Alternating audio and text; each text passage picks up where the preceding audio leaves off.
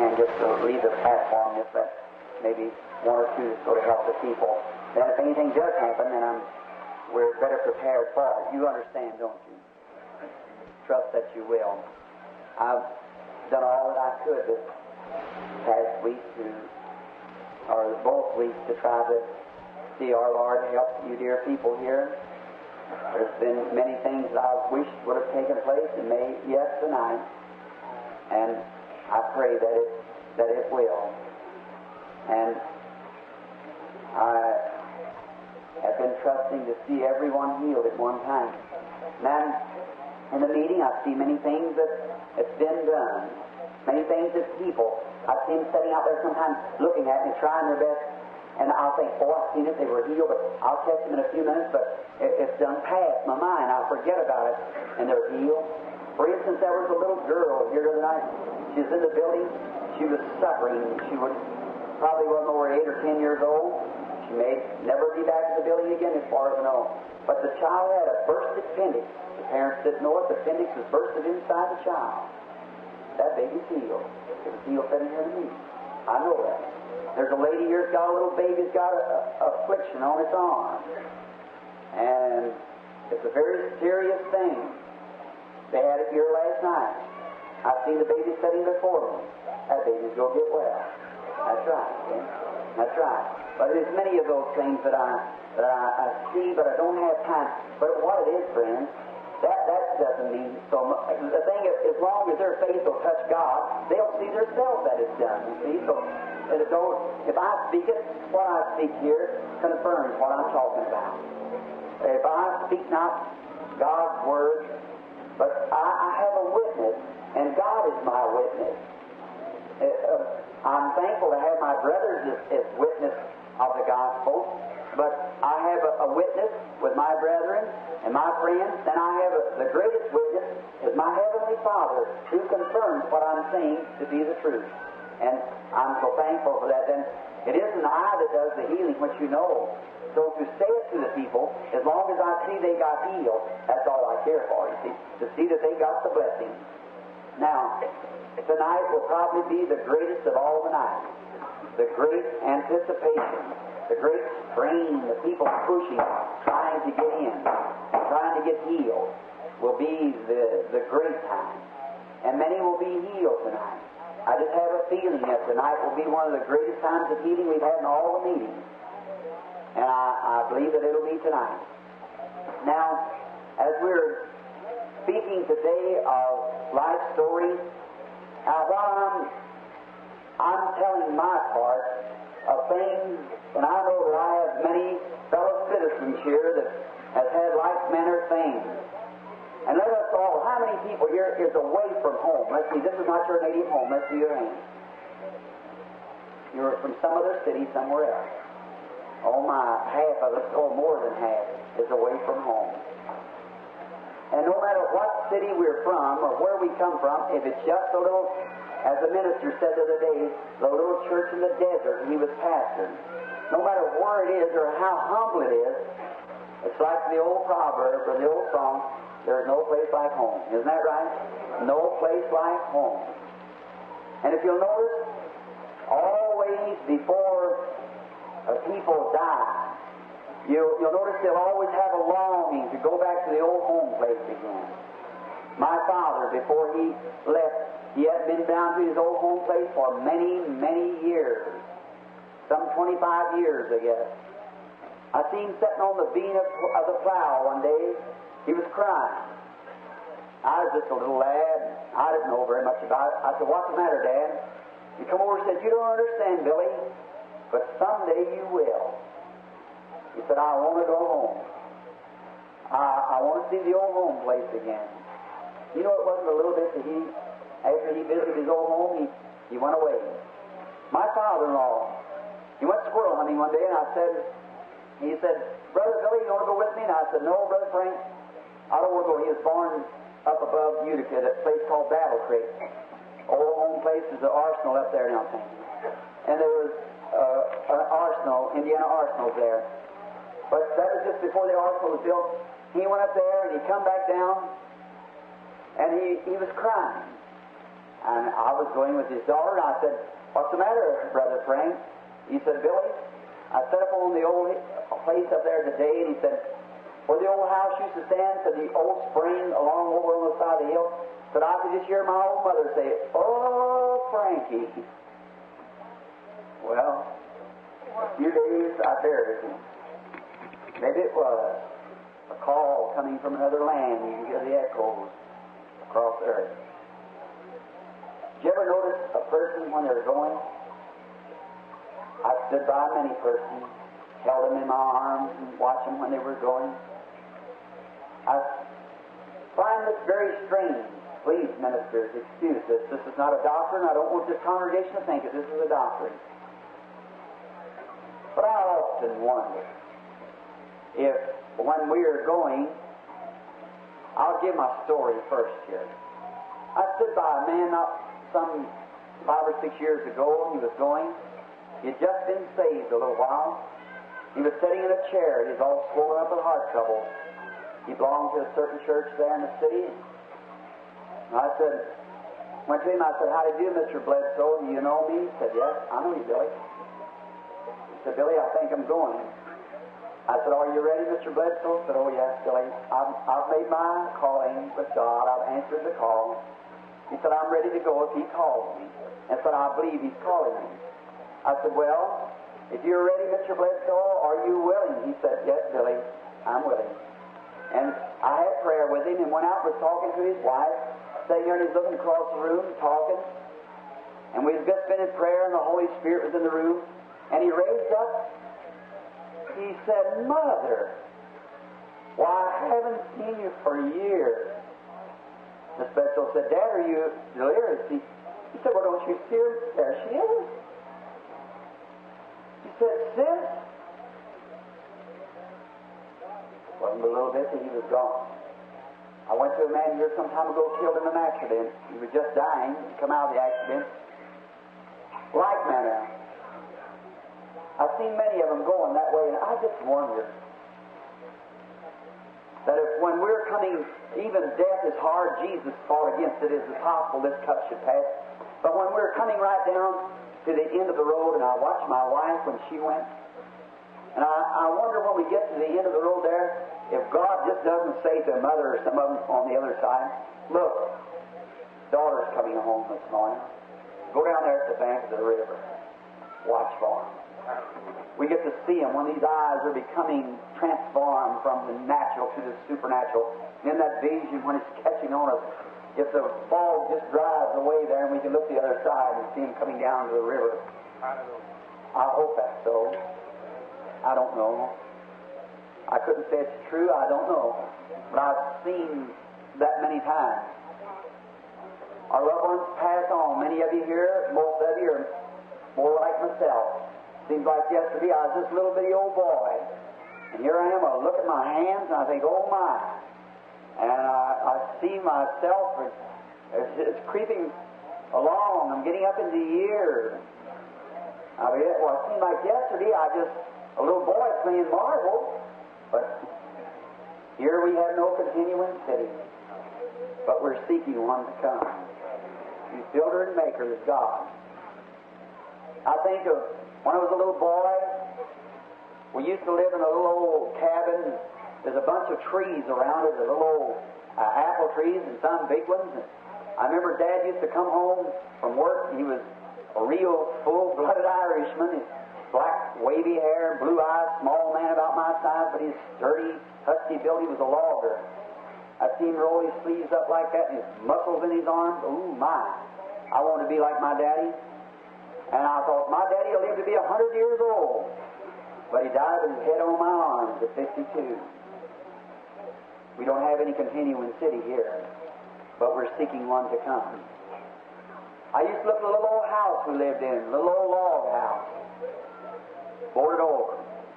I thought that house will stand for hundreds of years. But there's a housing project there now. We don't have any continuing city here. I used to see out in front of the door when a bunch of little Branhams, there was 10 of us in the family. 9 boys and a girl.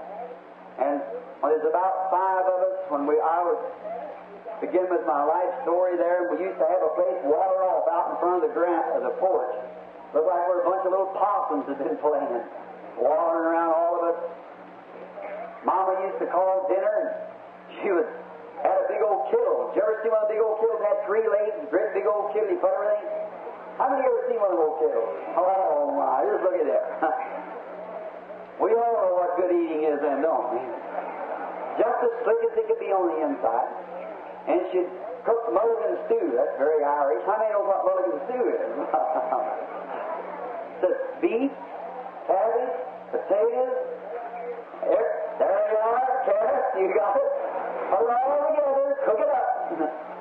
And then let it sit for 2 or 3 days. Keep eating out of it. The last day was better than the first because the cabbage got the taste, potatoes, the cabbage. Mix it all up. Dip it out with a teacup. Yes, sir. Mom used to have a big old dipper. And we had a spring down below the house, and I used to go down there and had a gourd. Used to dip the water up in an old cedar bucket with a gourd. How many know what a gourd is? Hey, I'm not the only country boy here today. No, sir, I feel better now. Makes my clothes fit me better. I know what you're talking about. All right. Have an old gourd, lay on that old spring, my, what a time. And back under a rock, have the butter sitting there, you know. All around it. Couldn't keep the cream there because there's too many little brands. Yes, sir. We all liked it. So, Pop used to get 75 cents a day, a bucket of milk every night. Mom would skim the cream off of it to save for the butter. And, so we'd have to keep it long sometimes and sour really before you got to churn it. We used to churn it and have an old churn and had a lamp chimney sitting over top of it, you know, you flash her up and down. Did you ever do that? My, this look at here, brother. My. Did you ever grind coffee? Have the coffee milk up? Oh, my, that's good. Well, how many years from Kentucky anyhow? Let's see here. Well, anywhere we're living in a different day now, aren't we? You press a button, the nation goes to work. So, that was good old days, I guess. Anyhow, we had a little more brotherly love and feeling for one another them days than what we do now. And I remember when Dad used to make 75 cents a day, he'd come in home. Now, my dad, he did that which was wrong. He drank. And he'd go pay off his bills, and what he had left, he'd drink it. And I hate to say that, and but it's truth. If I have to tell anything, I must tell the truth. No matter if it's black against me, well, it's black, that's all, see. If it's something scarry to me, well, I might as well tell it here because it's going to be on the canvases of the skies someday for everybody to look at. Not only would I confess it, but I've been lying. So I just really just go right along and just tell the truth about it, and let it be just the way it is. Daddy drank, not only drank, but he made the whiskey. And when he would come in and home and drink, when after he'd get his grocery bill paid, so forth, he would drink up what he had left. But I don't care what he ever done. I love him today in his grave. That's right. He was my daddy.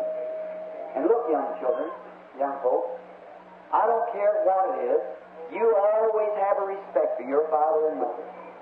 I think one of the awfulest things that I can hear little children say or young folks, the old man and old woman. Listen, that's not the old man and old woman, that's your daddy and mother. And someday when you see them going out of the room head first, and the wheels beneath the casket squeaking, you'll know it isn't the old man or old woman now. That's right. You hear the preacher say, ashes to ashes and dust to dust. You realize the best friend you ever had on earth is going down. The trouble of it is you learn it too late. Don't weep and cry then and send lots of flowers. Give them to them now. Be a good boy or a good girl.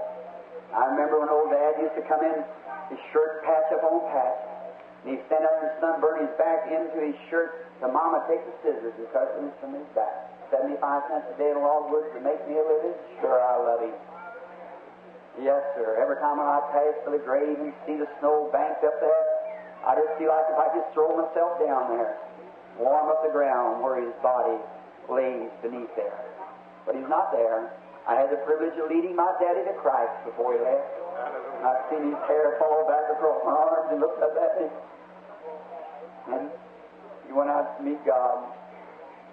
I baptized my mother just a little bit after my conversion. And last Easter morning, I baptized my boy. I got a little girl, 5 years now. She's been dedicated. She's coming on. And if God lets me live, I'll do everything I can to see her baptized. My little boy now, I took him right out of high school. I'm going to send him up here, if I can, to the Assemblies of God or whatever it is, up here around Dallas somewhere to finish up his high school and on to college. Get him in amongst Christian people where he can work and people that's got the Holy Ghost that'll help him come through and put the right thing before him. And if he goes wrong, he'll go over the Bible, over the Holy Spirit, and over Daddy's prayer and his praise. That's right. He'll have to cross over all that before he can ever go to hell.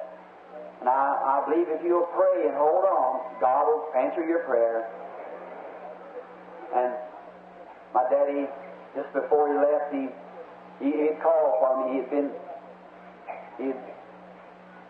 Poor old fellow, I hate to say this, he just killed me sitting there. He died hungry. That's right. My daddy died hungry. And he is during the time of depression, we couldn't work and couldn't find nothing to work, and he was sickly, and we were just barely making, just dividing what we could divide. But I know he was hungry, because we hadn't eaten since the day before. And he had a heart attack. And I stood by his bed, and I picked him up on my arms like that and looked at me. Went out to meet God. I believe someday I'll see him again. Mother, she's getting age. She won't be very much longer. Every time when I leave her old quivering lips when she kisses me, she said, honey, someday you'll return and Mother will be gone. I said, then Mother, I'll come where you are someday. That's right, I'll be up there. And so I remember when they were married, when they were young, when I was just a little bitty fellow. Daddy was 18 years old, Mama was 15 when I was born. Just children. And we were children with them, growed up with them. I think that's a good thing. I do. My little girl, when she gets to be any age, and she finds a good Christian boy that she wants to marry, I'd rather she'd marry him and settle down and be a lady and be out in some of these roadhouses running around and what they call having a good time. That's right. The Bible said, let your daughters marry young. Some's already turned aside after Satan. And I ain't meaning for little bitty kids to get married now. Let your father and mother, they know they're Christians, they can instruct you. I remember how we used to go to town on Saturday night, go in and pay the grocery bill. We'd all get a treat of candy. You remember when you used to get a treat? Oh my, that old peppermint stick candy, you remember that? All of that real candy? Oh my. I remember we'd all get in the little old Jersey wagon, we call it there. You all call it buckboard here, I believe. We'd put some straw in the back and a whole lot of quilts and get in there and all that bunch of kiddies. We'd have a little old mule. We'd drive about 7 miles down to the city, stop. Dad would go in, his mother, get the groceries and come back out. And I remember they used to have a 2-gallon can of coal oil. We burned the coal oil light. You've done that, haven't you? Many of you. Burn the coal oil light. Did you ever get to a place where you didn't have enough oil for the wick to reach it and then pour water in it to let it get up there so you... Take a big old potato and stick it over the spout so it's going home, wouldn't shake the coal oil out of the can, get it on the groceries. It was a great day, wasn't it? That's right. So we remember going up. We'd sit there, and when Pop would pay the grocery bill, he'd come out with a little sack of candy. Mr. Drawer would give us a sack of candy when we paid the grocery bill each week. And then we'd come out, and maybe it'd be about 5 sticks, or maybe 4 sticks, and 5 little Branhams for it to be divided among. Boy, there'd be about 5 sets of little blue eyes, every one of them watching that candy. It was equally divided. Had to be equally divided. We break that candy, stuff on it. I had a little trick I'd do. Monday wasn't blue day for me. I'd take the stuff on my piece of candy a little bit and wrap it up in a piece of paper and put it in my pocket. Then on Monday morning, Mama would say, William? I'd say, yes, Mama. You have to go to the spring and get a bucket of water. I'd say, Humpy, if you'll go get the bucket of water, I'll let you suck on my candy till I can count 10. I'd have to get it. I'd have this old piece of peppermint, all night was real. Did you ever eat with salty crackers? Oh, my. Listen, I guess tomorrow I could go and get me a whole box of Hershey's if I wanted to, but there's no candy like that. That's the best there is. Like when you're just a little kid, that old peppermint. My longest candy lasted, I lost. I'd keep that candy and wait for the work, something hard I didn't want to do, and then I'd get my brother to do it, some of them, and they'd go ahead and eat their candy up, and I'd save mine. I remember when Daddy used to shave.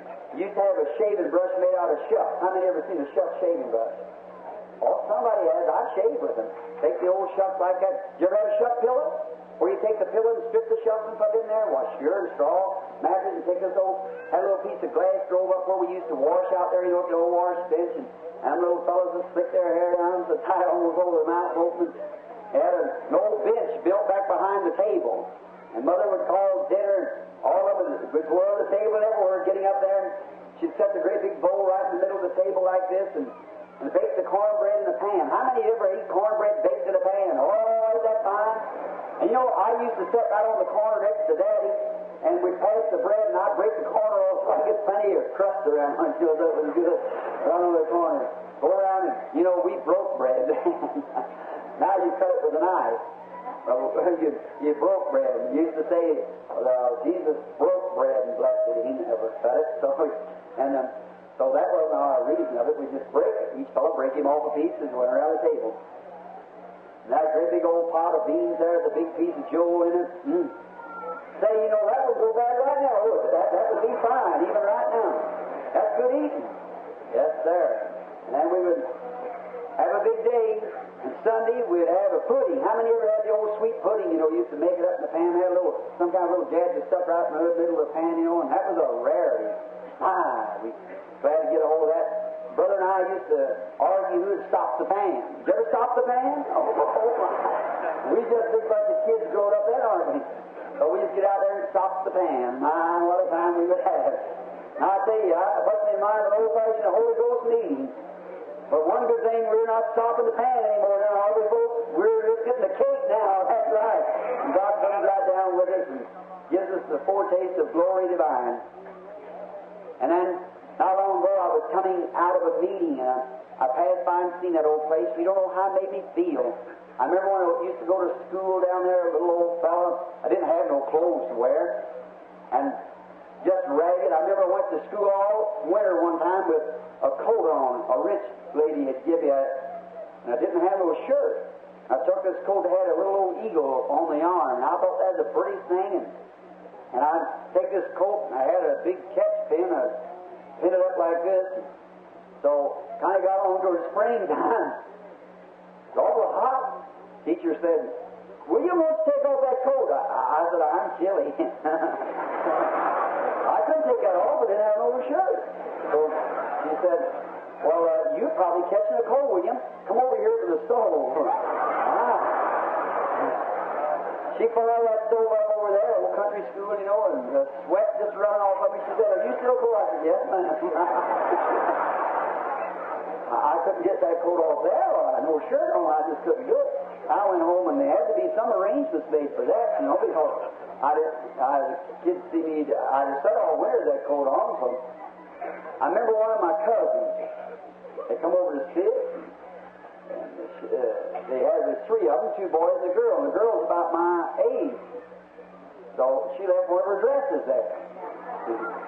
I took the skirt part, cut it off real low down here, and put it on for a shirt. I went to school, they had that little, little stuff on it. What did you call it? Rip-rap. Rip-rap, that's what it is. Little rip-rap, all right over the sides of it. I said something wrong there, didn't I?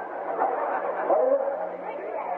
That's what it was. It was all over it, and so some of them said, laughing at me, and I said, "Why, what do you think that is? That's part of my Indian suit." With all that stuff on it. Oh, my, what a life. I remember in 1917 we were in school. Come a great snow in Indiana, and it drifted sometimes, must be 17, 18 feet high. And it started raining and sleet. It froze the crust all some inch and a half thick. And all the boys in school were sliding, on their sleds and things. We was too poor to have. We got something to eat, we done well. So they We didn't have, Brother and I didn't have any sled, but we got us a big old dishpan out of the dump. We'd put our legs around one another and slide. We wasn't as much class as the rest of it. We were sliding just the same. So we were right on down the hill, turning around and around and around this little dishpan. That served as a sled to the bottom come out of it. So we went out and got us a log. And we took knapsacks and chopped it up like that. The end of it, we made us a sled. We pulled this little log, you know, and going to school. We got down there, and I remember that winter there used to be a magazine, a so-called Pathfinder. I don't know whether you ever remember the old Pathfinder. I might be talking to a lot of boys and soldiers. Anyhow, that was the time of the war, and everything that was big enough to put on a uniform had a uniform on. Everything was, the highest respect was for a uniform. And I used to see those soldiers come up the road. We had a big old sassafras pole out there. We'd run the flag up on it. We'd get that flag up and see all those soldiers have to stop and salute that flag before they passed it. At school, you know, and oh my, we'd have a big time out of that. I'd see those soldiers, them wrapped leggings, you know, and everything. And oh my, how I wanted to wear a uniform. I said, when I get to be a man, I'm going to be a soldier. Well, I was too little then. When this other war come along, I guess I wasn't man enough. I tried to enlist and everything. He wouldn't have me, so I finally got to join the Army. A uniform. I might not show it on the outside, but I got it on the inside. That's right. I joined the ranks of Christianity. In there I have a uniform on called the Baptism of the Holy Spirit. I'm in a great battle doing everything I can. Now, I might not be able to, I can feel it. I know it's there. And that's the main thing. And Lord Ford, a friend of mine, he went to school down there. I guess Brother Curtis is laughing now. A boy that's here, one of my friends, remembers Lloyd. And he selling his Pathfinder, and he got him a little Boy Scout suit. And oh my, how he looked so nice in that Scout suit. I said, Lloyd, after you wear that out, will you give it to me? He said, yes, I'll give it to you. My, how long that old suit lasted. Went on for a long time. One day I said, Lloyd, what about that suit? He said, well, Billy, I'll see if he's, where's that? He come back and he said, next day at school, he said, well, Billy, said, I tell you, he said, I wore it out. And my mama taken part of the trousers and patched Dad's clothes and said, they made a dog pallet out of the coat and it's all gone. Said, I ain't got a thing of it left but one leg. And I said, bring me that. I wanted something. So he brought his little old leg and about that long, had a little drawstring in it. Many of you remember what it was. And I wore that around the house and I thought, oh, if I could only wear that to school. Wouldn't the kids look at me, you know, with this leg and all? So I went out to school and I put it back in my coat. I was riding down on the sled, on this old log sled, you know, down the bottom of the hill, and the log turned over and over, and I wanted to get some excuse to put that leg on. So, as soon as I said, oh, I hurt my leg. Not half as bad as I was that tonight. I said, oh, my leg hurts. I said, all the boys standing around saying, you hurt yourself? Corn cracker? Kentucky, huh? I said, yeah, I hurt my leg. I said, boy, that just reminds me, I've got one of my leggings in my Scout suit here. That'll help it a whole lot. I put it on. They all got away from me. You know, when I went to the boards, you used to go to those blackboards, you know, to work the problem. Just wash one hand, the one they had to hold up to the teacher, you know. So I got around like this, and I put both legs together like this so they wouldn't know and hold out like this and stand sideways. So it's no problem seeing everybody looking at me with that leg and all. All the kids got laughing at me, and the teacher made me go home. I got to crying, but she run me home, so I had to go home. Oh my, but as I say, God finally dressed me up on the inside. I'd rather have it on the inside anyhow. I'm American, I love my nation, I'm willing to go to war anytime it goes to war. It's just Branham after Branham laying dead around France there in Germany.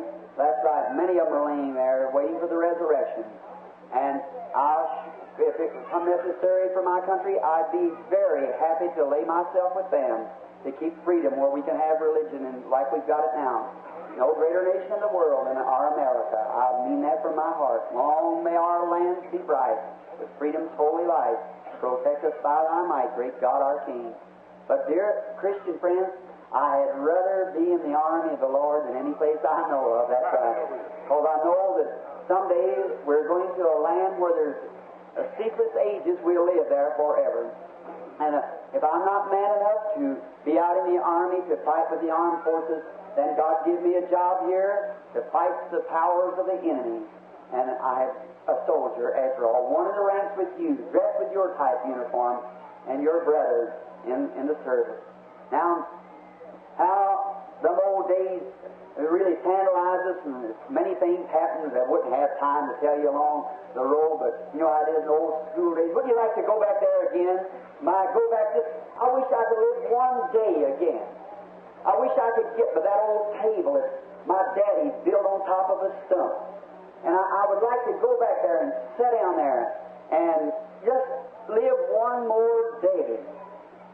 I'd give all. If I had $100 million laying on this platform, God knows my heart.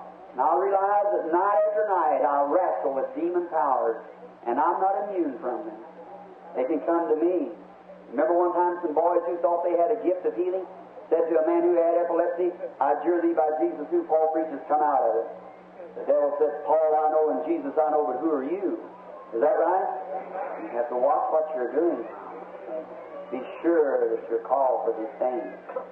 And the man was jumped on, stripped the clothes off, and run through the streets naked. Now, if I had this platform laying full of money, millions of dollars, and could pass it every bit away just to see one more scene, and that is, if I could see my old dad enter that tent right there, come walking right down this way and reach up his hand and catch me by the hand, I'd give everything I ever had in my life or ever would have had. If I could just hold his hand one more time. The real things of life are right around you and you don't see them. That's all. You don't know it till it's gone.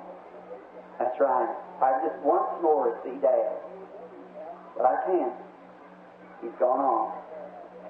On down through life, many times you've seen in my little book there how the angel of the Lord appeared back in those days when I sat right on a keg when I was only about 8 years old or 9, watching a whiskey still run all night long.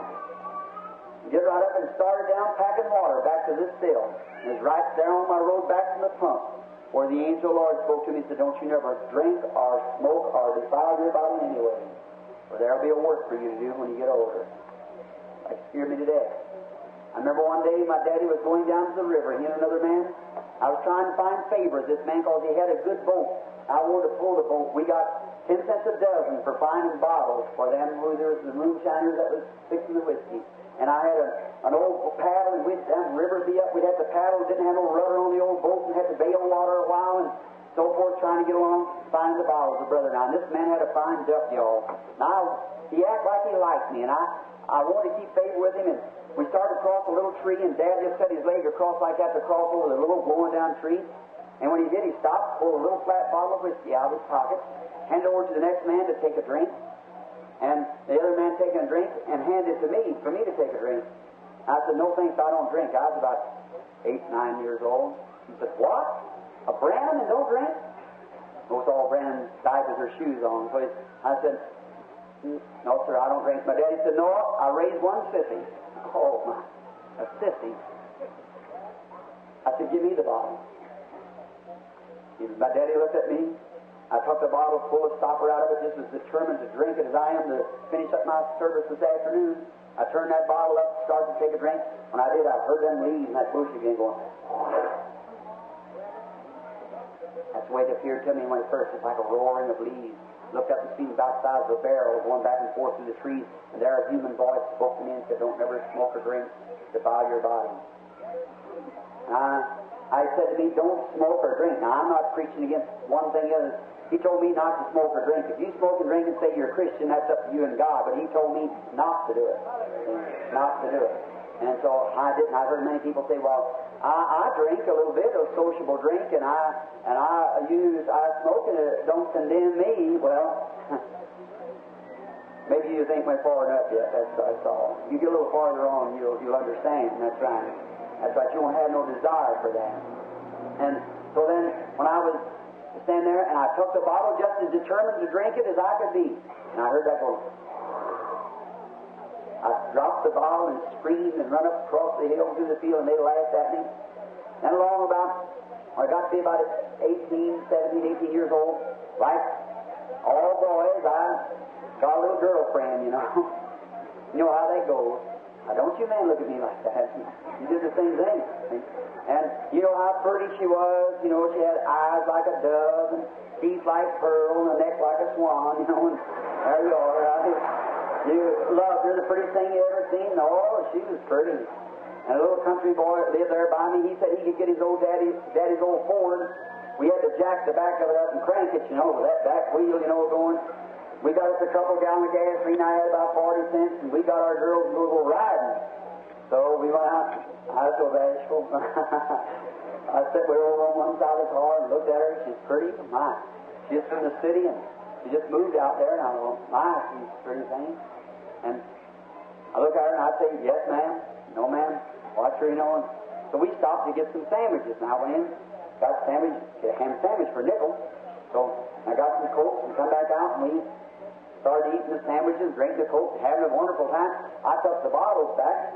When I come back out, to my surprise, my girlfriend was smoking a cigarette. Now, that was just about the time the girl started smoking cigarettes. Well, I've always had my opinion of a woman that would smoke a cigarette. Now, I haven't changed it a bit. That's right. It's the lowest, most degrading thing that a woman ever done was smoke a cigarette. It's worse than being drunk on the street. Now, watch your face get red. That's right. Listen, let me tell you something. Brother, that's the biggest fifth column that we have in America. I'm not afraid about Russia coming in and whipping us or some other nation coming in and whipping us. We're whipping ourselves. Our own morals is degrading us. That's right. Brother, it ain't the robin that pecks on the apple that hurts the apple. It's the worm at the core that kills the apple. That's right. Now I tell you, brother, you let a woman get an old-time case of salvation and you'll straighten her up. That's right. She quit doing it. Or a man, either one. That's exactly right. Amen. That's right. Well, I'm not here to preach the gospel. These preachers do that for you, see. You don't want me to go to preach a video like that. I tell you that, you would hate me sure enough. Well, I believe in a real old-fashioned gospel that straightens a man or woman up and makes him puke up the devil. That's right. And get right with God. That's just little... I've been vomited up. Excuse that word.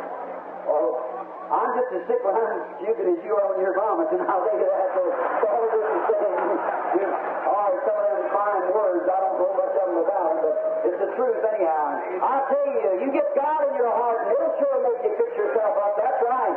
It'll bring the real thing out. I wanted to find a girl that didn't want nothing to do with one that smoked cigarettes. And you look here, I get statistics from the government, and it claims that 80% of the women that has their babies today can't raise them as mothers ought to. Cigarette-smoking mothers or babies over age 18 months old. They take nicotine poison and kill them. They have to raise them on revival on cow's milk. Talk about a fifth column.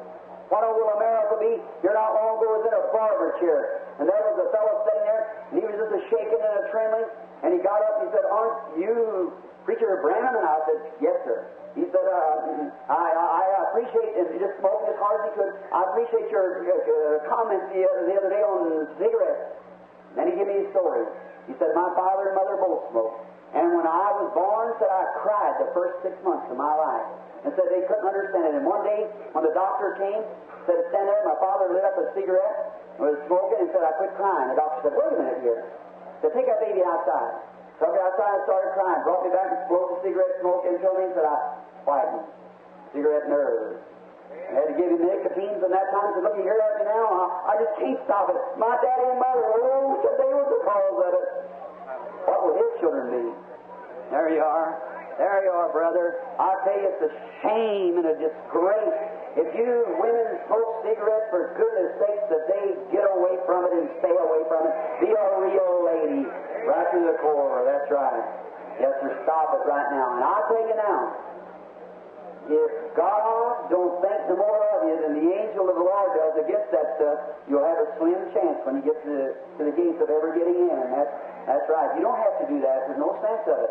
Now, if it's something to eat or something like that, it'd be different, but that's something there's no need of, no sense of it.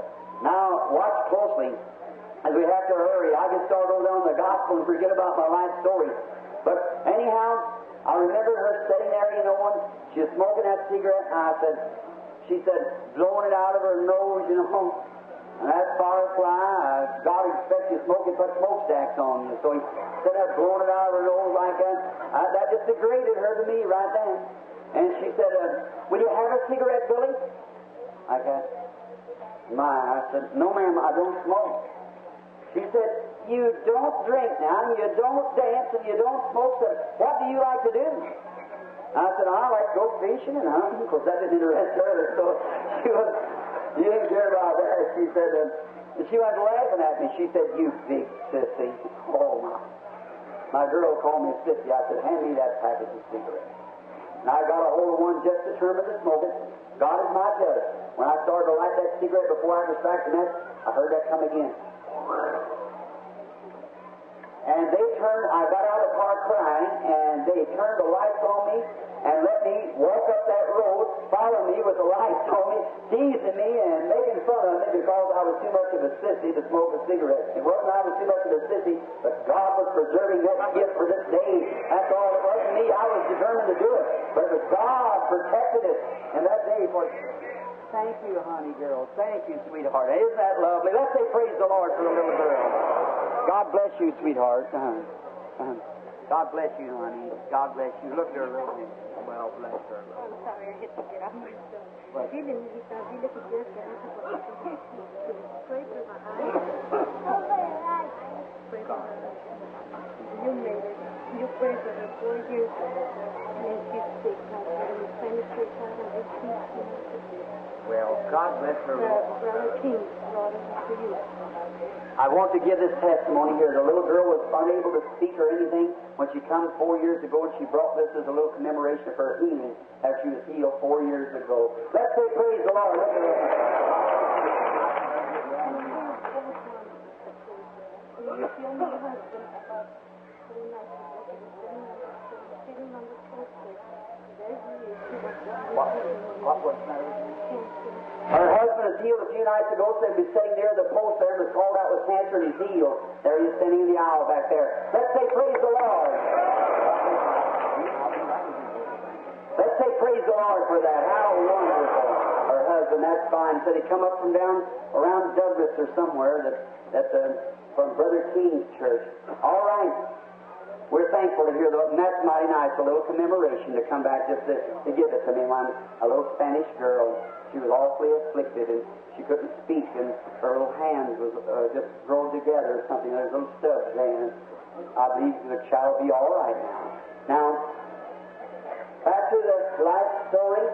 When we were in that night, the girl, when they turned the light on me and made me walk up the road, and I went up and sat down in the field and cried, and I was ready to try to take my life. I said, I just don't know. I'm ready to end this thing. I said, how in the world could I ever go through life and everybody against me? Looked like when I go home, they had parties and so forth. Then when I would try to get out with people, I was misunderstood. I never was understood right until I got amongst this group of people. That's exactly right. Then I had people who understood me and loved me. And then on down, some of you might wonder, being so backward and bashful, how I ever come to get married. I'll tell you about it as quick as I can.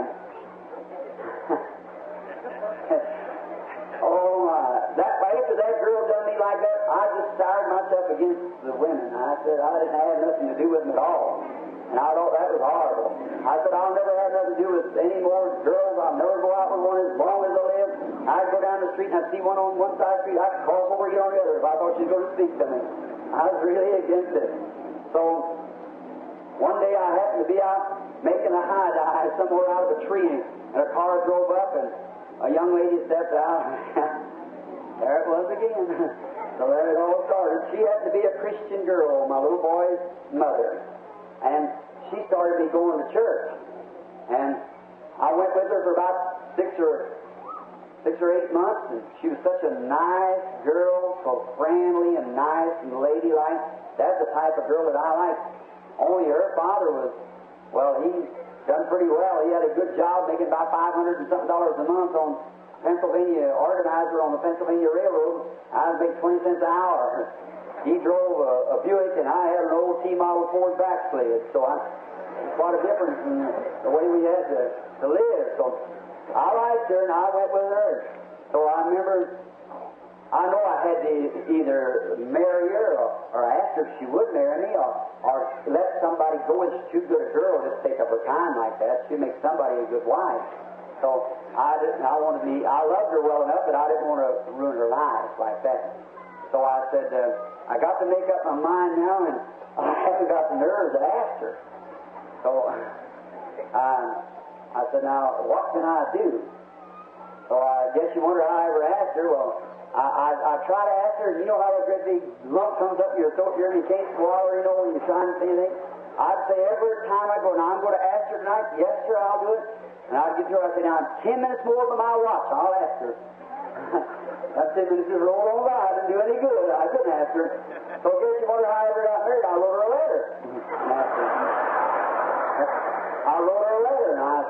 Now, it wasn't a dear miss. It had a little more mushy, as we call it, in that. I remember I wrote it all out, and I asked her if she'd marry me. I didn't have nerve enough to give it to her, so I just put it in the mail. So I put it on Monday morning, went on to work. I had a date with her for Wednesday night to go to church, and so as Wednesday night began to come along, I began to think about it. What if her mother got a hold of that letter? and she didn't get it. And then her dad and I were very good friends. Her mother, too, but her dad was just a fine old Dutchman. But her mother, she was kind of a little prissy, you know, and I guess she thought I was a little trashy for her daughter. So she was a good woman, but I just wasn't up in the place to marry her. That was all I know, and she didn't think so much of me, but I tried to treat her nice, but I just couldn't get on the good side of her somehow. So I remember I got thinking about it, and I scared to death to go up there that night. So I got my old Ford finally, dressed up to the best and only, you know, and went up there and stopped in front of the house. I know better than to blow the horn. Oh my! She was a lady. Yes, sir. If your girl, if you love her enough to go with her, go in like a man. She got her. That's right. So I knew better to blow the horn, so I got it, walked out of the car and walked up to the door, and I thought, oh my, this is all of it. I knocked at the door like that, and my heart was racing as hard as it could, you know, and I thought, who's going to come through? I could just see her mother come through and say, William, I got that letter on mine. So I said, Hope come through, and she said, oh, hello, Billy. And I said, hi, Hope. Her name is Hope, and I said, she said, come in. I thought, they get me inside. Now I know I haven't got a running chance then. What do I do about that? So I said, well, I'll just wait out here. It's awfully warm. And she said, oh, step in. Mother wants to see you. And I thought, you know how Satan can lie to you, you know, and tell you that's it. So don't ever, circumstantial evidence won't do every time, you see. So I stepped in the door, my hat off with all my Sunday manners. I was just best that I know how to act. And I said, sure is warm, isn't it? And so she said, yeah, I'll be ready just in a few minutes. And so her mother come in, and she spoke just as nice. And I thought, she never got that better. So then I got feeling pretty good, and so I went on down. We went to church, and she said, let's just walk to church tonight instead of going in the car. She got it. Here it is. So we went down and walked to church. I never heard a word Dr. Davis said that night. He preached, and I was sitting there thinking, yep, this is my last day. She'll tell me as soon as she got here, that's all off now. I got your letter, and that's, you know how you think, you know. You keep thinking, it'll be a reality to you after a while, you know. I could just hear her saying, this is all, and I thought, isn't she pretty, isn't she a nice lady? Don't I hate to hear this time come? I could just even hear what the preacher was saying. After service was over, we started walking on down home. She never said nothing. I go on, when we come out from under the trees, you know, the moon shining bright, and I look over and those dark eyes, you know. I said, I hate to hear her say it, but after a while I got pretty brave. I thought, she never got the letter. It just stuck in the box, that's all. Got to breathing better. I said, she doesn't need to kill me before now. She'd have got that letter, so I was going along, you know, feeling pretty good then. And I was talking right along, we were walking on, she said, Billy, and I said, yes. She said, I got your letter. Oh my. And then she just walked on, never said a thing. I said, you did? She said, That's all. Just walk. You know how a woman can do. Just suspense, you know. She said, just walk on, never said a thing. I said, Well, did you read it? She said, That's all she said. I said, did you read all of it? She said, That's all she said. She kept on. I thought, oh, girl, do something. You're going to kill me. Just on like that. She just kept on going like that. And after a while, well, I said, what'd you think about it? She said, it was all right. Well, we got married. So there we was. We got married. That was it. So, but one more thing. When she was, I remember she told me I'd have to ask her mother for.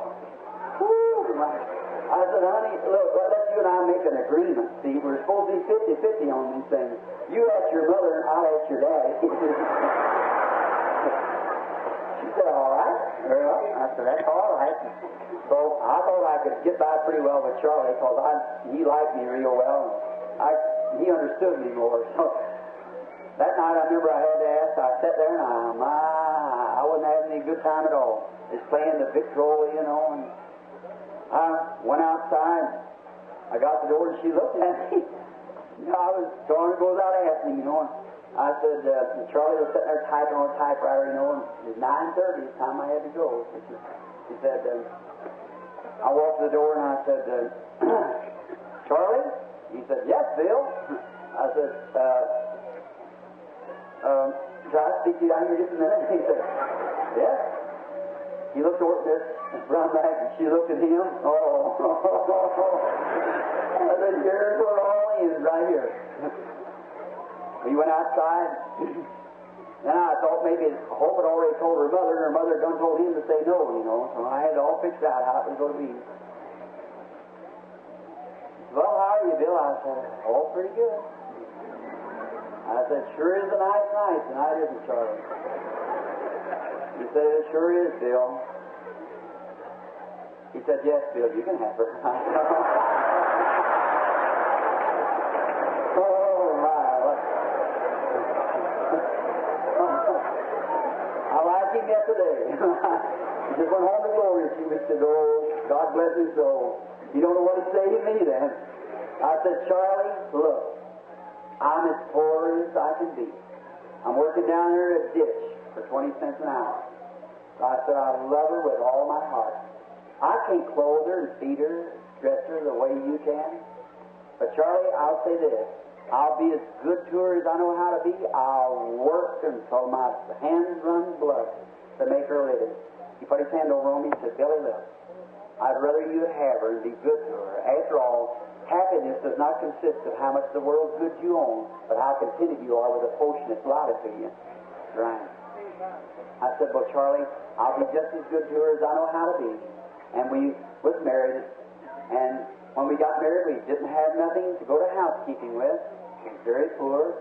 I was the one married her, and she was the one taking me to organize support, and we were happy, just as happy, some of the happiest days of my life. I just, along during that time, I'd just been ordained to be a minister. I didn't have no churches yet, but we were just preaching around wherever I could in tent meetings and so forth. And I went to work, and I never will forget how we set up housekeeping. We went and rented 2 rooms for $4 a month. $2, there wasn't much. And some lady gave us an old folding bed. Did you ever see one in the folding bed? And I went down to Sears and Roebuck and got this one of these little breakfast sets without being painted. And I remember I painted them, and right on the seat and on the table I painted a big shamrock, being Irish, and so I painted a big shamrock, and we went to housekeeping. I went over to Mr. Weber's, Brother Curtis back there, some of his people, and he dealt and used goods, and I bought an old second-hand cooking stove for $1.75. And I paid, I believe it was $1 for new grates and put in it, and we started a housekeeping. But we were happy. We were happy as we could be. We just had one another, and that's all we cared for. We loved the Lord with all of our heart, and that's how we lived, just as happy as we could be. And I remember one day, then I wanted to go on a little fishing trip up at Mishawaka, Indiana. That was my first time to ever come in contact with any Pentecostal people. and I went up to old Brother Ryan's and went fishing. On my road back, there's having, it was the PA of W, I believe it is, or PA of JC. I think the organization died out and gone now, but reunited with some other organization. But anyhow, is a preacher by the name of Rao at Mishawaka, had the tabernacle. Some of you might know him. Reverend Rao, well, yes, there's people with their hands up north, Reverend Rao. Well, it was at his tabernacle. I was coming back, and I seen such a crowd of people and heard such a noise, and I thought, well, where in the world is all that noise coming from? And I went down there, it's religious people. And they were just screaming and shouting and jumping and running and carrying on. I thought, what kind of a bunch of people is that? So I drove my old Ford over to one side. I only had about $1.25 to live on, and so enough gasoline to get back home, about 250 miles. And I walked over there and went in, and those people, I never seen such church manners in my life. They were dancing, they were running, they were screaming. Why, I said, what kind of a people is this? I thought, I'll just slip inside the door and watch what they're doing. While they're clapping their hands and they're screaming, and some of them beat the tambourine, and some running up and down the floors, and some dancing and running around. I thought, well, what's wrong with those people? Never seen anything like that. So I got inside the door, and I never rubbed off, but it began to get on me. I began to look around, I thought, well, you know what? They're awful happy, awful free. They're just a little bit more freer than I am. So I said, maybe the Lord's got something I don't know nothing about. So I began to look at them, and somehow I began to get a love. I seemed to love one another. And those women would grab one another and hug one another and kiss each other, and the men throw their arms around one another and hug each other. Well, I've never seen that before. I said, say, this is good to me. Believe I just stayed. They said we're going to have services tonight. So I had $1.75, and I said, no. I got this man at least $1 more of that to go home on. I'll leave you 75 cents. I can't rent a room. So I went out and got me about 2 dozen rolls. And I said, I can live off these for a few days. I'm going to look around here and see what this is all about. So I went out and got me a place, a cornfield located where I could sleep that night. I come back down to the service, and that night he said, I want all the preachers to come to the platform. And I guess there's 300 or 400 preachers got on the platform. He's having a conference. And they had to have it up there on account of the southern states putting up the colored and white together. So they had it up there, and I noticed all them preachers. And that night they had a main speaker, was an old colored man. They had to lead him out to the platform. Had on one little bitty cutaway preacher coat, you know, with velvet collar, just a little rim of white hair, and a old fellow come out there. And all them ministers that day had been speaking about Christ and how great He was and everything. I was listening to them. They said all preachers come to the platform. I went up to sit down with them. We only had time, he said, just to have the preacher say who he is, where he's from. I just raised up and I said, Billy Branham, Jeffersonville, sit down. The rest of them along like that. Went on along down the line. This old preacher come out to preach and said he was going to preach the message that night. And the old fellow come out and I thought, poor old brother. He's just all crippled up like this. He come out and he took his text him over, and I believe in Job 7:27 or somewhere there. Where were you when I laid the foundations of the world? See, when the morning stars sang together and the sons of God shouted for joy. And instead of preaching what he done down here on earth, he took him up back down about 10,000 years before the world was ever formed, brought him on down across through the skies and come down the horizontal rainbow back out in eternity somewhere. When that old fellow got anointed, he jumped up in the air, kicked his heels together, and hollered, whoopee! Walked off of that platform, looked around, he had more room than I got up there, said, you ain't got room enough up here for me to preach. Walked off, I said, that's what I want. If it'll make an old man act like that, what would it do to me? I said, that's the thing I want. That's what I want. I said, my, what a wonderful people. I went out that night and I got down the old cornfield and I prayed. Nobody knowed me. So I took my trousers and put them between the seats of the Fords to press them, you know. Tuck the back seat out and the front seat out, put them out. Probably you've done the same thing, press them overnight. I lay down over there in the grass and I prayed nearly all night. The next morning they said they was going to have breakfast at 10 o'clock. I wouldn't eat with them because I had no money to put in the offering, and I just had my rolls. So I eat my rolls and come by a hydrant down there and got me some water. Come on down. And I'd been welcome, but I just didn't want to do it because I couldn't help them out, so I didn't have the money to. But I wondered what they had spiritually. And then that morning they started singing that little song, I know it was the blood, I know it was the blood, and oh my, this is having a real time. So as they got through all their jubilee part, then he said, Last night on the platform there was a young minister by the name of Billy Branham. I thought, oh. Said, if he is in the building, tell him to come forth and speak for us this morning. Oh, I never even seen a microphone before. Now I was sitting back there with a pair of seersucker trousers on, a little T-shirt. I just hunkered down real easy.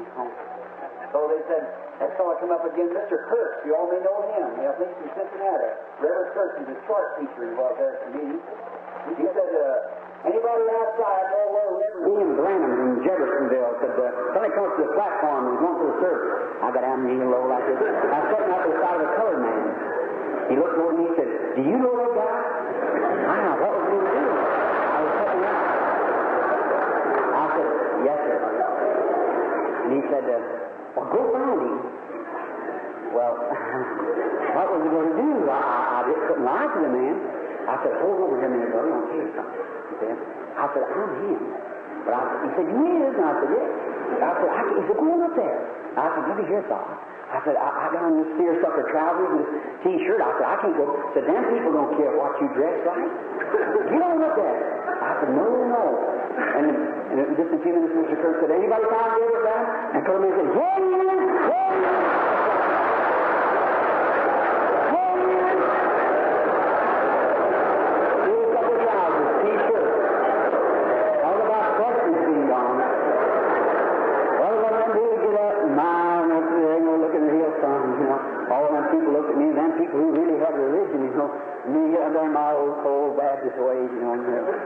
and I said, I thought, Lord, if you ever help anybody, you help me. I said, how do you do, folks? And I thought, what am I going to read or what am I going to do? I was so nervous, I just couldn't hardly hold myself together.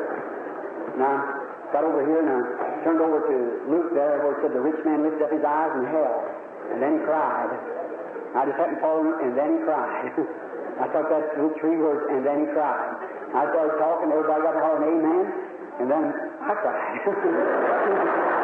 First thing you know, about 2 hours later, we got quiet. Everything outside. The next thing I know, it done got on me or something. I got out of that. Some fellow walked up with a big pair of boots on, a big Texas hat. Said, I'm Reverend so-and-so. Elder, I believe he called his name. I said, you a preacher?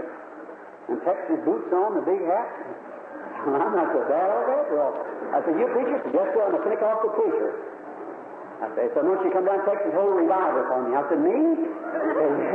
I said, well, look, brother, I said, I just don't know religion that good. And he said, I don't care, come on down, I like it.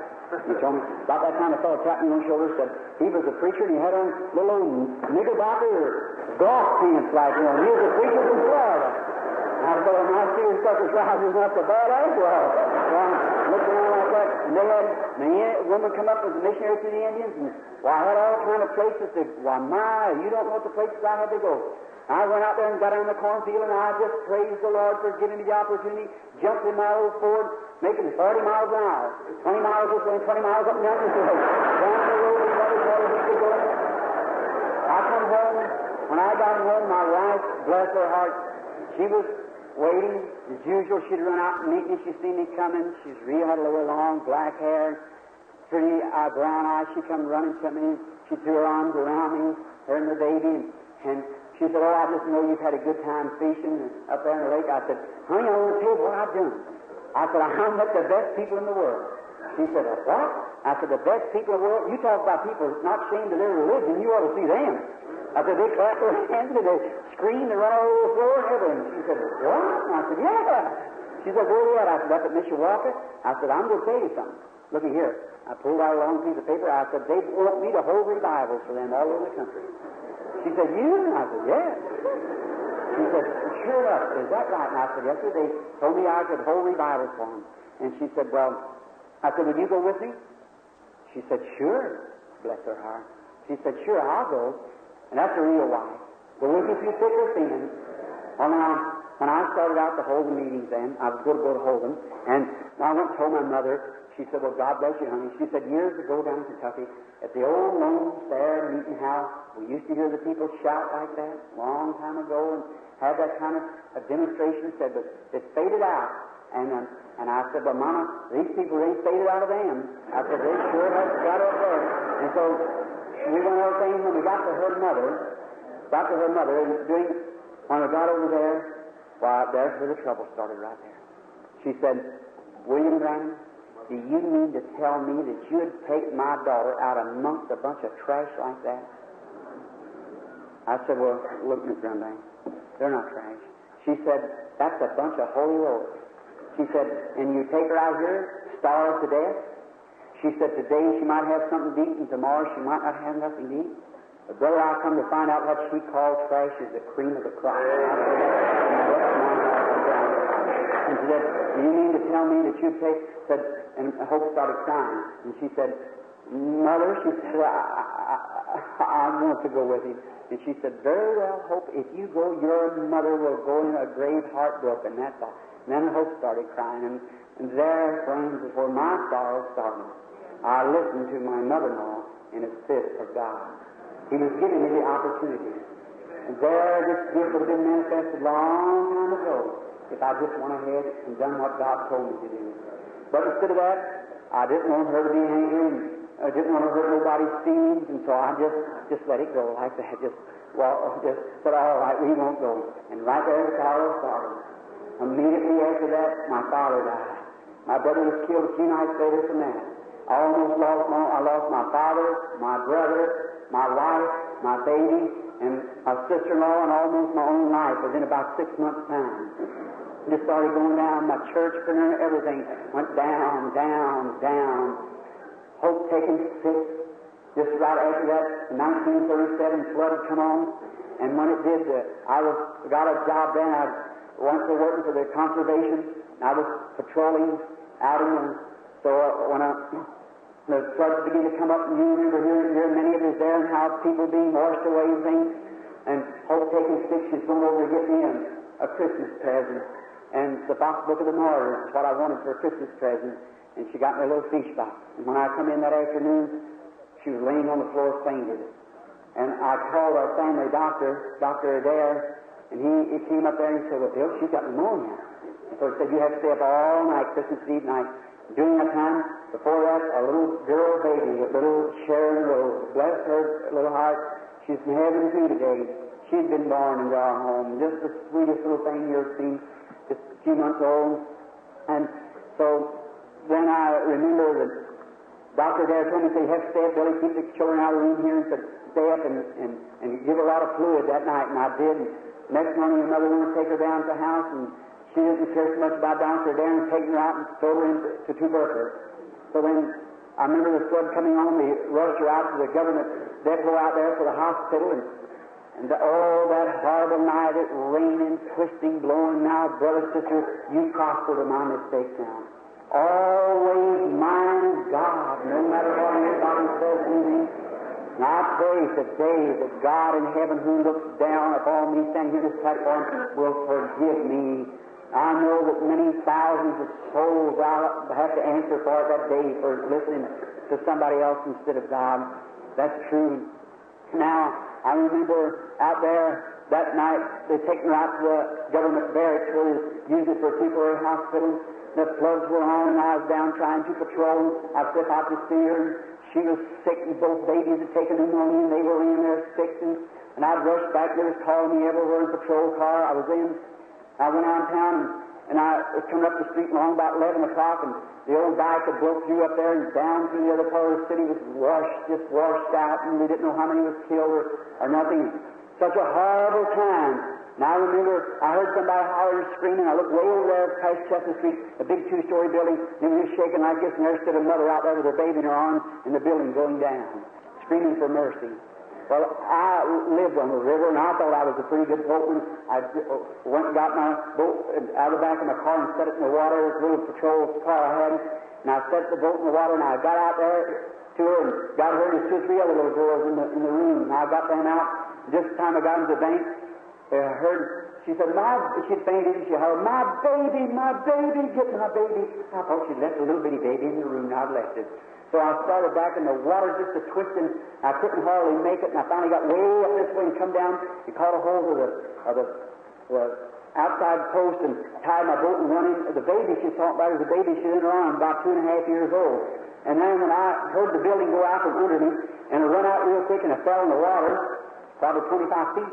And I fell in the water and just got a hold of the boat like this to keep it from pulling my boat down too, and loosed the knot in the rope, crawled into the boat. Then the thing was freezing like that. I couldn't get the outboard motor started on it. Out into the river, I whirled right out into the main part of the current, me pulling and pulling, and it wouldn't start. Then great waves almost as high as this building here, licking up like that, and that little bitty boat like that, me out there right to Ohio Falls, just about a mile and a half below me there, going right through them, which meant death at any minute. And there, brother, I had to think it over whether it was trash or not I was going out to sea. Yeah. There, pulling on that rope, and it wouldn't start, and I'd pull again, and it wouldn't start. Sick wife and babies laying out there, just lost my daddy and everything. I knelt down the boat and I said, oh, God, have mercy, have mercy. I don't want to die out here in this river like this, and I want to raise them children. Please, dear Heavenly Father, if you just let it start, dear God, and that boat rocking from side to side like that, me trying to pull that. I thought, oh, it can't be this little piece farther to the falls. And I know that was the end of all of it, things. Because them big waves like that, and they're coming back this way, taking me right into the whirlpool there. And it's 7 or 8 feet deep, right straight down through there. And normal times, if anybody ever go in there, that's all of it. And hang on those big rock ledges down through there, and there's some sort of find their body. And so I was praying out there, and I said, God, I know I've done wrong. I know I oughtn't to listen to what I did. Please, dear Heavenly Father, just trying to start. And just in a few moments, he gave a couple of little splutters and started. Hey. Oh, what a... Back in, I landed, come back and give it all I could, and heard cutting this away and praying my gasoline hold out. Finally landed way down towards New Albany there, the other corner, and got in and went back, and he got my boat, or got my car. And when I got up there and found out about the mother and everything was all right, I slipped out to the government hospital to find out how my wife was. I was going to talk to her about it. And I went out there and there was just laying in a little old army cot. And when I got there, it was all covered over with water. Where were they at? Then I started screaming to the top, and I got excited then. Major Weekly, a friend of mine at the government, he walked up to me. He said, Reverend Branham? I said, yes, sir. He said, I don't think your wife is gone. Said, I think they got everybody out of there. Said, I think they went to Charleston, a city about 12, 14 miles above here. Said, I think they went out in a cattle car and heard pneumonia. It's sleeping and blowing like that. 2 sick babies and them with pneumonia. One of them just 8 months old. And I thought, oh, mercy. They were on a cattle car. Then I jumped in my truck and went out there to get the road to go to Charleston. There's about 6 miles of water where the Lankey St. Creek had come through like this to get that. I run down and got in a speedboat, and I tried my best to get through them waves. I hit like this and would come back around.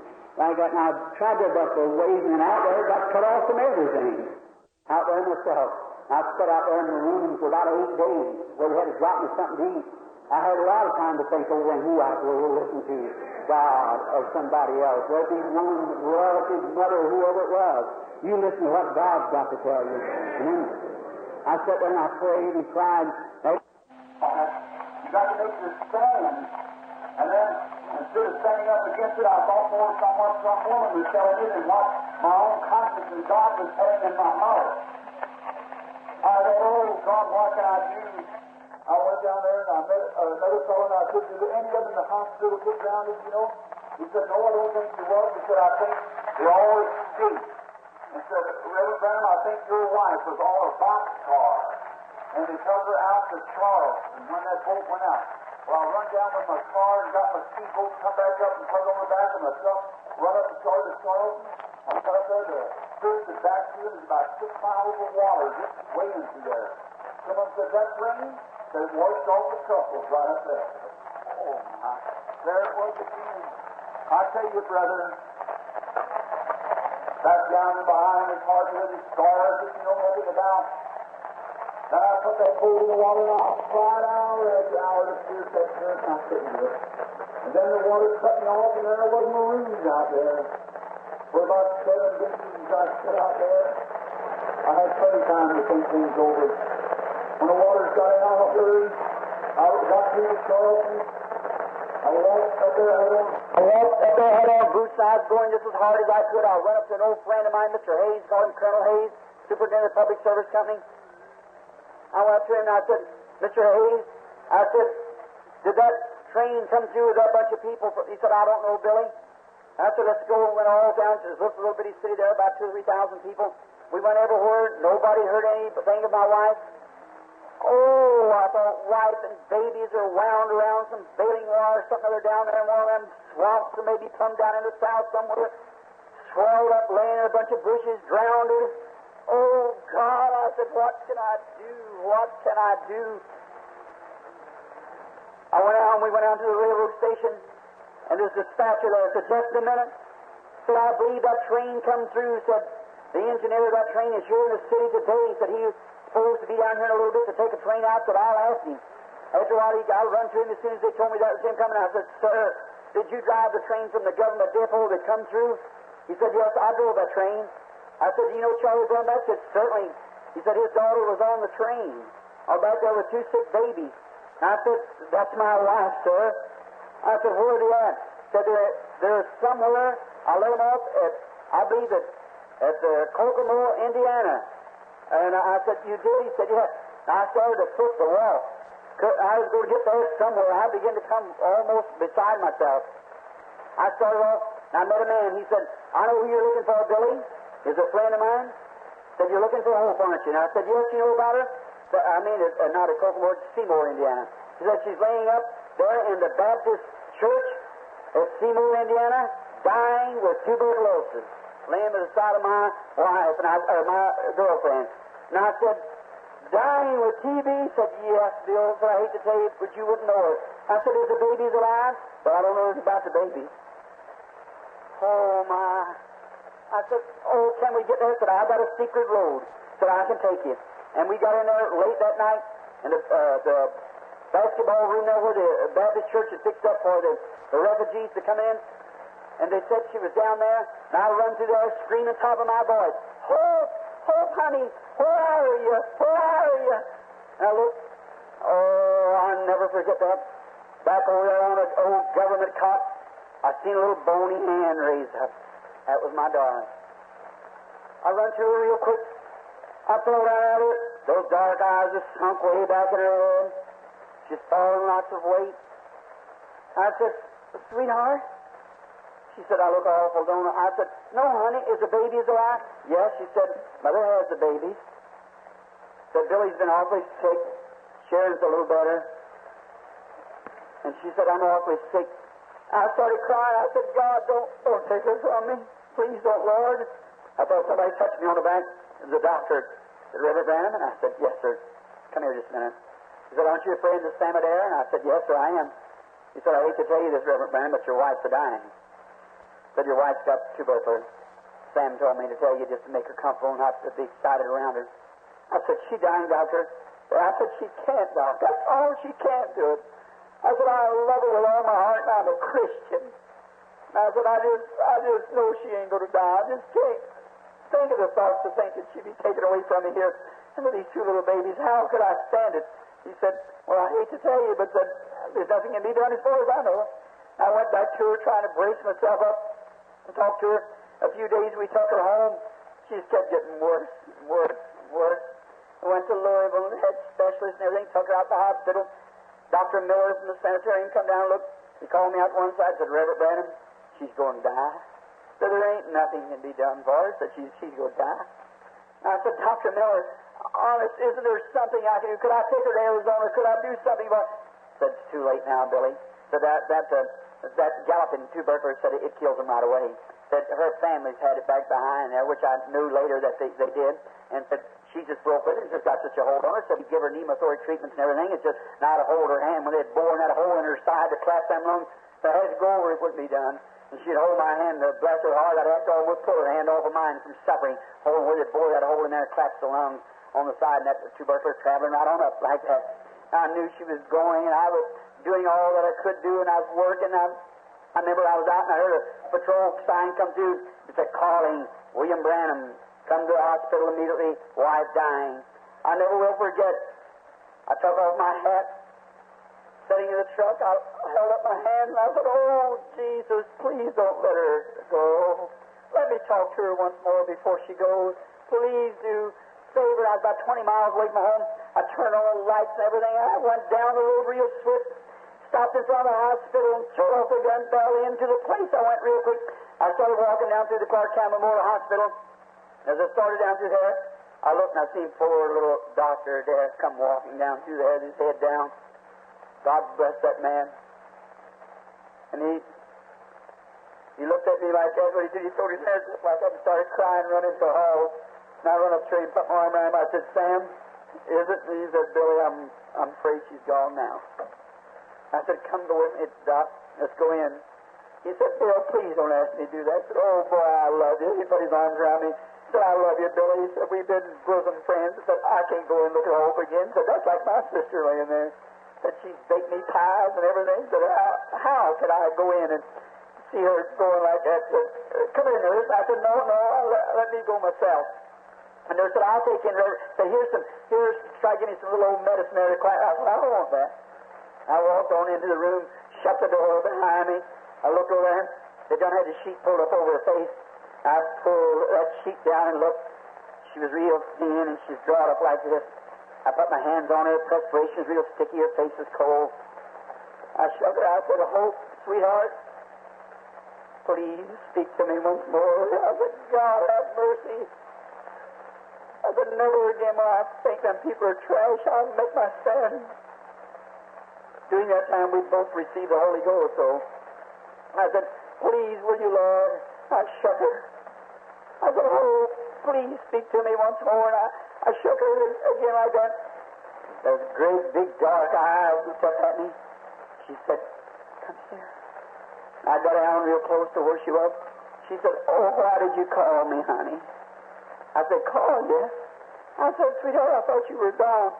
She said, oh, Bill. By that time, the nurse ran in and said, Reverend Branham here. Said, you had that little medicine? I said, no. She called the nurse, Miss Quick. She said, come here. She said, sit down just a minute. I've just got a few minutes left. And she was Hope's friend. And she was biting her lip. She said, when you get married, I hope you get a husband like mine. And you know how it made me feel. She said, he's been good to me. We've loved each other the way we have. And said, I hope you get a husband like mine. I turned my head. I couldn't stand it. So I sort of walked out of the room. I walked over to her. I said, sweetheart, you're not going to leave me, are you? And she said, oh, Bill. She said, you've talked about it. You preached about it, but you don't know how glorious it is. She said, just before you called me, there was something white was taking me home. I was going down to a great big place where there's pretty trees and big birds and swings. I was just perfectly at peace. Being taken to my home, I believe she's seen paradise as sure as I'm standing this platform. She said, you've talked about that wonderful Holy Spirit, Bill, but you don't know how wonderful it is when you come to cross. That's the reason I'm for it, brother. I know it's real. I've seen it at the end of the road. Yeah, you call it if you want to, but let me die once. That's the way I want to go.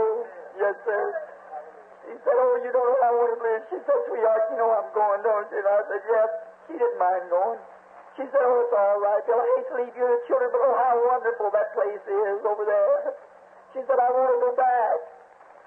And she said, you know how I'm going, Lord, and oh, that's what killed me. I said, yes, honey, I know it. I said, if we'd have minded God instead of your mother, it wouldn't have been this way. I said, I'm going with him, don't you worry. She said, promise me that you'll preach it as long as you live. I said, so help me, God. I said, I'll do all that I can, honey. And she said, I want you to do a few things for me, will you? I said, yes, I'll try. I said, I'll do all I can. And she said, you remember that time when we was in Louisville and you wanted to buy that rifle to go hunting? And I just love guns. And it's taken $3 to make a down payment on it. And I said, yeah, I remember it. She said, we didn't have the money to pay for it. And I said, no. She said, sweetheart, she said, I wanted to get you that rifle so bad. She said, I've been saving for about 8 months. And she said, after I'm gone, when you go home, look up on the folded bed on that paper, and you'll find the money there. You know, I bet you $1.75 saved towards it. Laying up there, you know how I felt when I picked up that $1.75 and looked at it. She said another thing. One time I bought the wrong pair of stockings for her. I never didn't know what kind of goods to call for, and I called for the wrong thing. She told me about that. Then she said, I don't want you to live single. I want you to promise me that you'll take my children and you'll get some good girl that's got the Holy Ghost and get married and she'll be good to me. And she said, so we won't have to be told about from pillar to post. And I said, Honey, I can't promise that. I said, I love you too much to ever get married. She said, please, please. She said, you can't take care of that little girl, little Billy. I said, well, honey, don't make me promise that. She said, well, I know if you promise me, you'll do it. And I seen her going fast. And I said, sweetheart, are you going? She said, yes. I said, if I'm alive, I'll be on the battlefield somewhere preaching the gospel when Jesus comes. But if I'm not, I said, I'll be planted by your side. I said, when the dead in Christ rise, if I have not to be right with you, if I'm out in the field somewhere, and you go over, I said, you go over to the east side of the gate.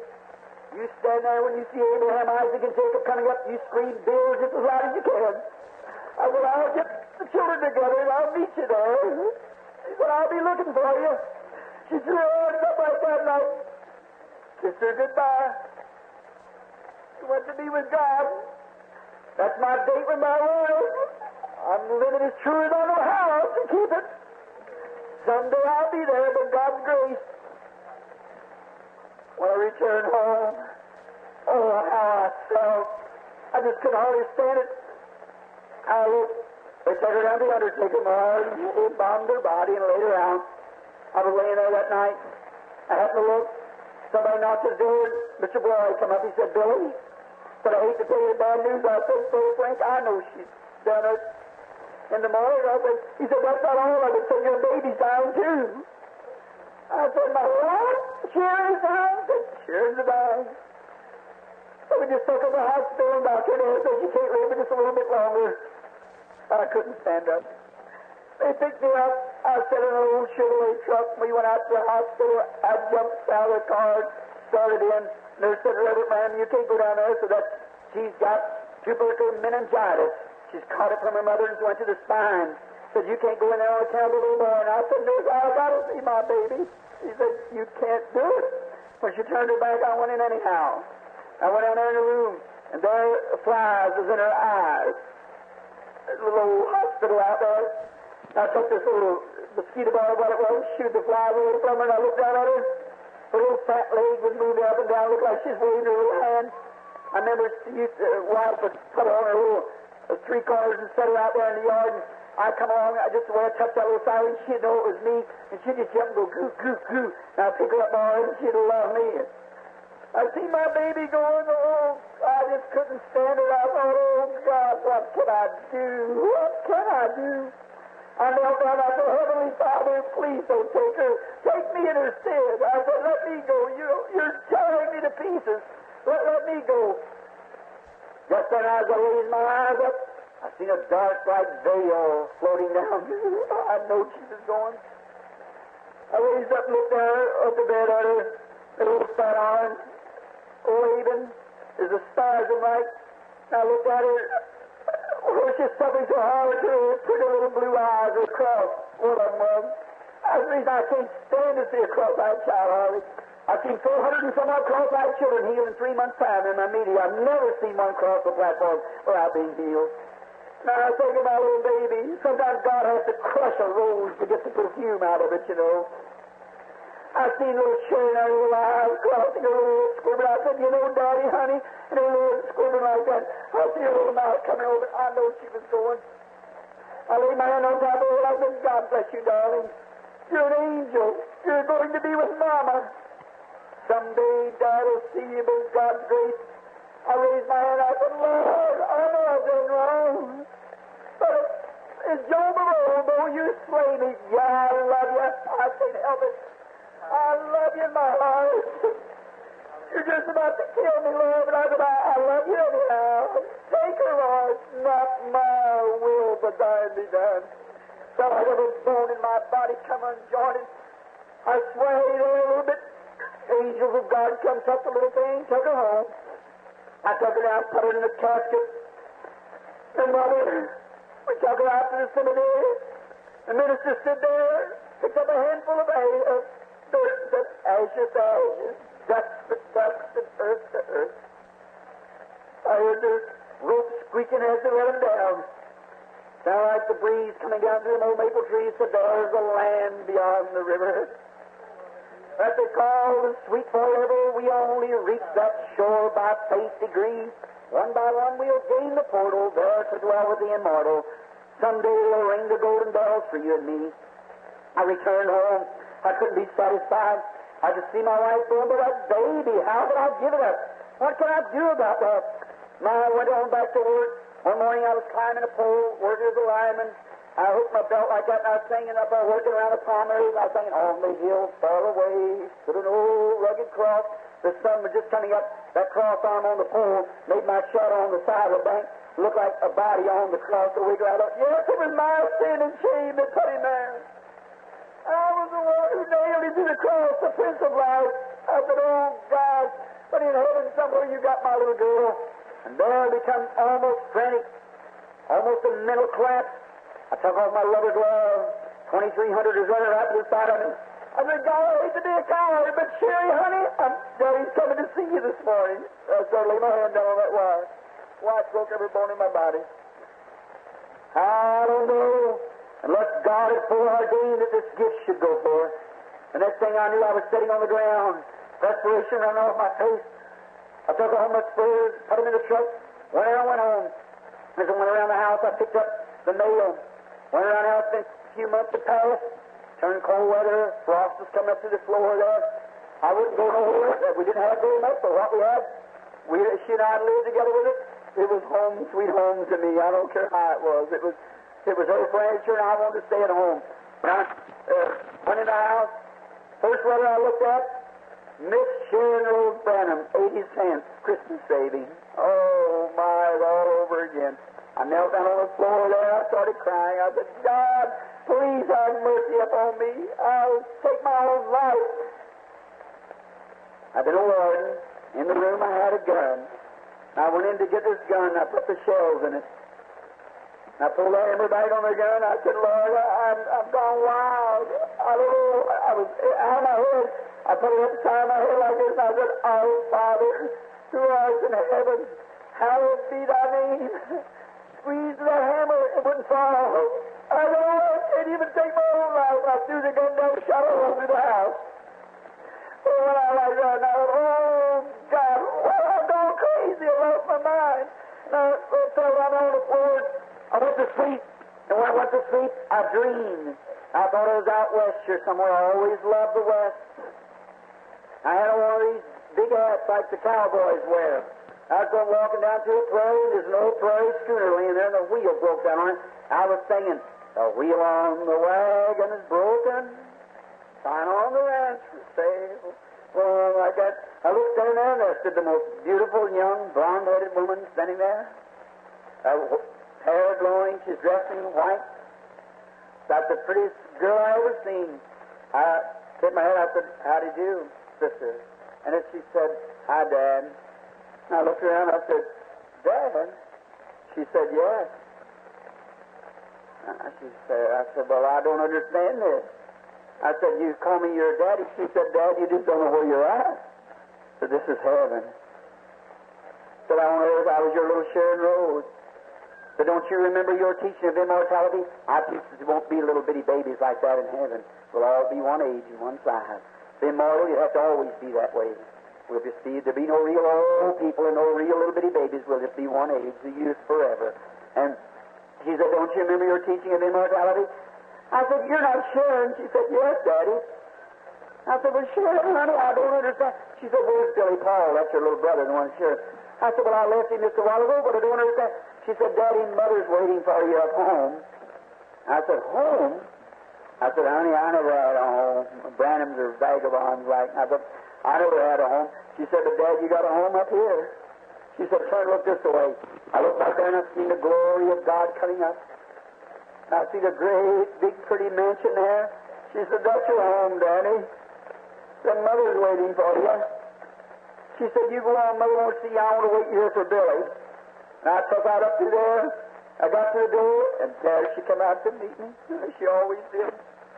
Not sickly, not all drawn up to eat up with two brochures. She come out with her arms out, that black hair hanging down her leg, dressed in white. She said, held out her arms to me, and I run to her, grabbed her by the hands and knelt down. I said, oh, Hope, honey. I I said, I met Sharon, didn't our darling make a pretty woman? I said, yes, Bill. She said, you're worrying too much, honey. I said, worrying? How could I keep from worrying? And she said, look, so you're just worrying about Sharon and I? I said, don't worry about us. We're so much better off than you are. And I said, well, honey, everything's been going wrong and everything. She said, I know all about it. She said, now stand up. And I stood up and I looked at her, and oh, she looked like she did the night I married her. And I looked at her there, and she said, won't you sit down? And I looked, there's a great big Morris chair sitting there, and I looked over at her. She said, I know what you're thinking. When we didn't have any chairs. We had old hickory bottom chairs, you know what the old clean bottom. We had 2 or 3 of those, and I wanted a Morris chair to sit in. They could buy them for $15, and I'd pay $3 down, $1 a week. And I got one, and I paid up to about $8 or $10 on it. And I just couldn't make the payments. I just couldn't do it. I couldn't shave that dollar out. And I went about 2 or 3 weeks behind, and they sent me a dun to go come get it, and I wrote them, told them they'd have to come. I remember the day they come and got my chair. Wife baked me a cherry pie, and she had it all fixed for me. And I come in, a real wife. God bless her. Her baby white with snow, but I still love her. And I thought there was something happening. I went in, she was talking, she said, now, I had some of the boys to dig some fish for him, said we were going down to the river, she knew that I love to fish, she said we're going down to fish tonight. I said, well, honey, what's the matter? She said, nothing. After supper, I saw something, I said, let's go in the front room. She said, no, let's go fishing first. I know what it was. I got up and so I walked the door, she come put her arms around me, they'd come got my chair. I'd work all day and preach half the night, then I'd sit in this chair and study, wanted to rest and go to sleep. And they'd come, got it, and I owed money on it and couldn't pay it. They had to come get it, and I never will forget how we felt. And she'd recognize that when we were standing talking. She said, you remember that chair they come and got? I said, yes, honey. She said, they'll never come get this one. This one's yours. She said, put her out. They promised me you won't weary. She put her arms around me. I said, honey, I promise you I'd never weary again. I woke up and I was in the room. I could still feel her arms around me. But from that day to this, I haven't worried about it. They're beyond the blue. Someday I've got to go too. Each one of us has to make that journey here. Oh, my life, brother, sister, scarred and cut, and went through a stream of poverty and tears that paves the way behind me. You don't realize. No wonder sometimes it saps the very life from me. But today, I'm trying to be as reverent as I can be before Him. I'm trying my best, coming right back, serving up same people that was considered trash at one time. They're my brother and sister, and I love them with all my heart, and I'm taking that gift and going day and night. Even here 2 weeks when it's nearly got me to a place I had about an hour and something sleep last night. What's the matter? I'm keeping my promise to God, just so in the last parts of the country, wherever I can go with a reverent, sincere heart, I want to serve God until the day He calls me home. There's a beautiful home far over the sea somewhere. Some woman said to me not long ago, said, Brother Branham, when you go to get some rest? I said, when I crossed over the river. I got a home over there, a loved one. I got a chair and said to him, I'm going to cross over one of these days. She told me, she said, you're so tired, aren't you? And I said, yes, you've been praying for the sick so much. I never prayed for the sick like that before. So one of these days, sitting on the platform like this, God will open up the windows. I'll be maybe an old man, shaking on a cane, but He won't turn me down. I'll cross over His shirt, I'm telling you. If I can only prove faithful to my Savior in my place, He will bear me in the river that day. Don't you believe that? We'll be faithful. That's right. Time is filled with swift translation. Not earth and move can stand. Build your hopes on things eternal. Hold to God's unchanging hand. Friends may come and go. One day, growing drear, precious Lord, linger dear. When my life is almost gone, after a little I'll stand, guide my feet, hold my hand. Precious Lord, take my hand, lead me home. Let me not listen to the Lord, but to my Savior. Be not faithful to Him. Someday He'll guide me to the other side. I trust that every one of you here, friends, There's warning you that's not ready to meet God. Listen to me as I speak to you in the name of the Lord. You've got a good opportunity now. You've got a wonderful time to come and accept Him. Put my Bible over my heart. Someday everything that you've ever done in this life will be naught unless you give your life to Christ. Come with me. If you love me, let us go together. There waits for me a glad tomorrow. Sing it with me. Where gates are full swing open wide, and when I cross this veil of sorrow, I'll step up on the other side. Someday, beyond the reach of my fear, someday, God only knows just where I went. The wheel of mortal life shall stand still, that we shall go together on Zion. Oh God, someday these wheels are going to stop this old body. All the mortal life will stand still. Then the soul, like a tooth coming from the body, being obstructed. These good threads of life that we're walking on will break through, and our souls will plunge into eternity. Help us, God. Help us today. Grant it, Lord. May sinners without a way come in today, Lord, and be saved. Come to the fold. Come to the shepherd. Find safety and shelter. And may they see that by your poor, disobedient servants' mistakes that they can be blessed. Oh God, I think years ago by what I've done, what you told me to do, how many more people have been saved today?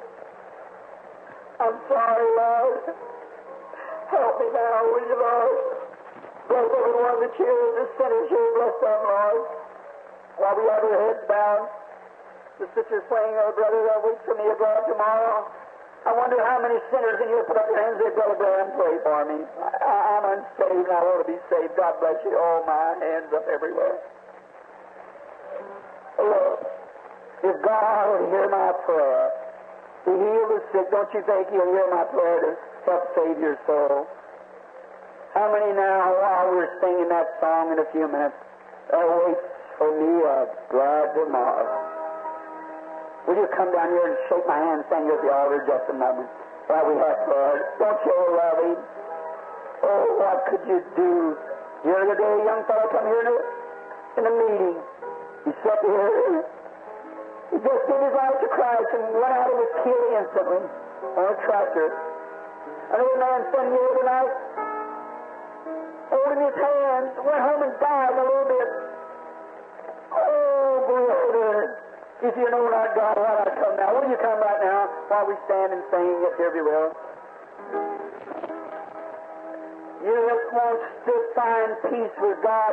Believe that He hears my prayers. You need something from God, salvation. Won't you come just now? All right. Give us. All right, that's okay. That's all right. Almost persuaded. All right, almost persuaded. God bless you. There's a little boy from Peru just comes down and shakes my hand. Come all the way from South America to meet this time. Won't you come too? Come down, God bless you, sister. That's the way to come. I remember, friends, this may be the time of your opportunity. God bless you. Come stand right here. Just stand right here. Come right around and stand. God bless you, brother. That's wonderful. God bless you, sister. Oh, my, look at him coming. Won't you come? Oh, that's marvelous. Come out here. All you today that need, come out here, gather around the altar. An old-fashioned altar call now. Everybody's together now. while we sing, come right on down. We'll get out here with you. I believe God will save everybody that's unsaved. Wouldn't it? Now to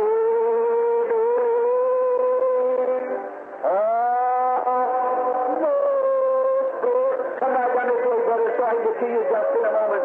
Won't you come now?